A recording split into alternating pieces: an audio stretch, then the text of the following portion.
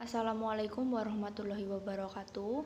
Kami dari kelompok 11 yang beranggotakan saya Revida Wayu Mareta, yang kedua Alia Emaniar, dan yang ketiga Indra Resati. Kami akan mempresentasikan tentang perubahan dunia, bisnis dan persaingan global. Yang pertama, pengertian bisnis internasional. Bisnis internasional merupakan kegiatan bisnis yang dilakukan antar negara yang satu dengan negara lainnya. Bisnis terdiri dari berbagai macam tipe, dan sebagai akibatnya bisnis dapat dikelompokkan dengan cara yang berbeda. Ini tahapan memasuki bisnis internasional. Yang pertama, ekspor insidental atau incidental export. Dalam rangka untuk masuk ke dalam dunia bisnis internasional, suatu perusahaan pada umumnya dimulai dari suatu keterlibatan yang paling awal, yaitu melakukan ekspor insidental. Yang kedua, ekspor aktif atau aktif ekspor.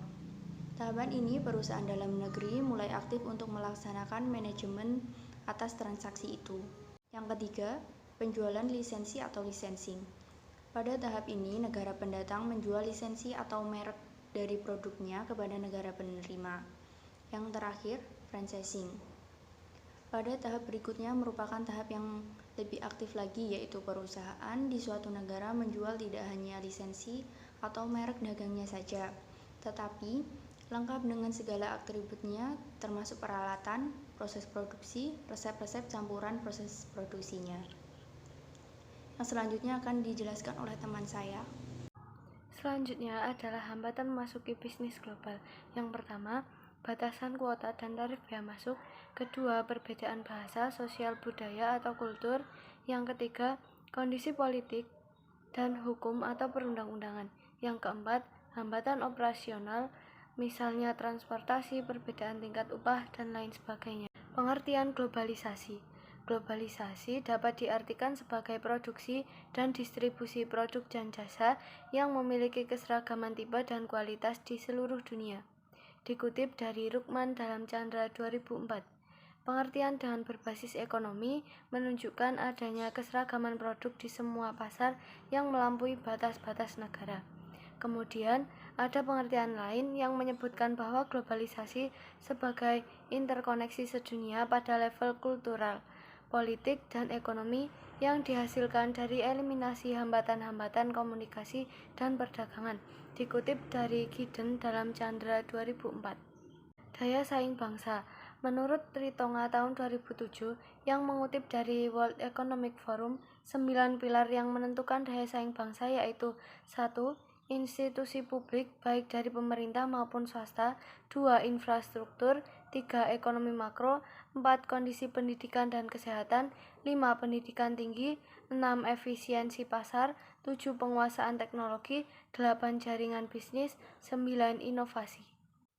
Menurut Makro tahun 1999 menyebut 7 karakteristik yang penting dimiliki oleh sumber daya manusia di era global, yaitu 1.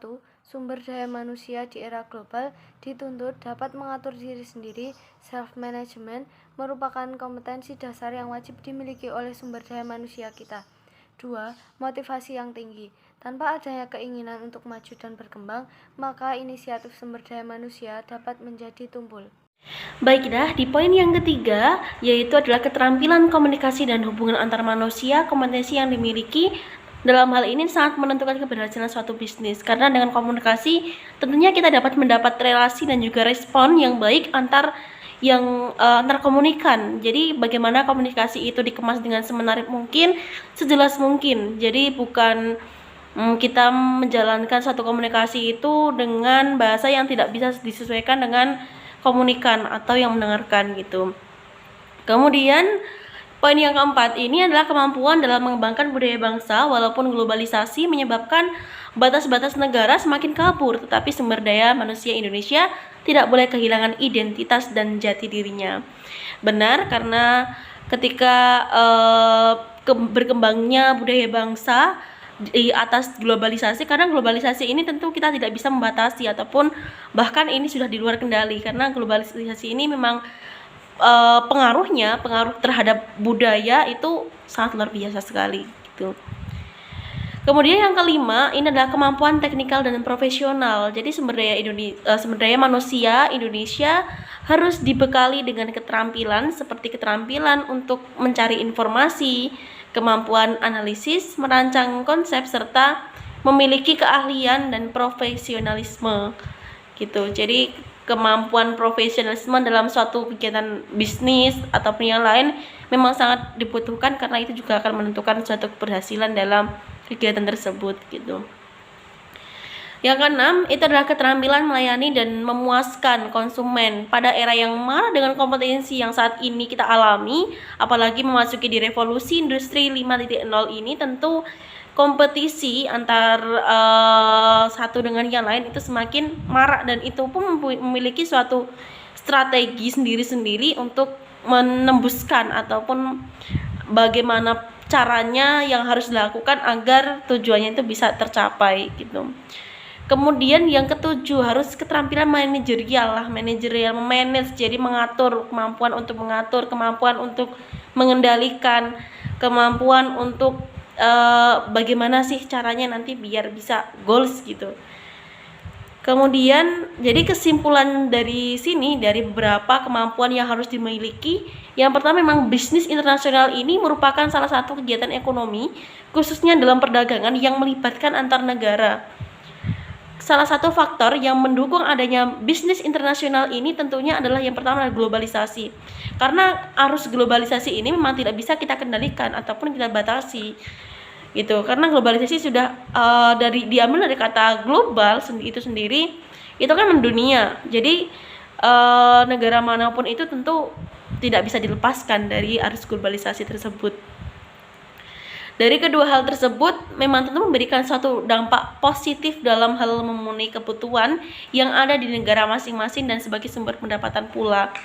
Maka dari itu terjadilah daya saing antar negara tersebut. Untuk memenangkan diri pada persaingan itu, tentu suatu negara harus mempersiapkan diri mulai dari keterampilan, sumber daya manusia, teknologi, dan lain-lain.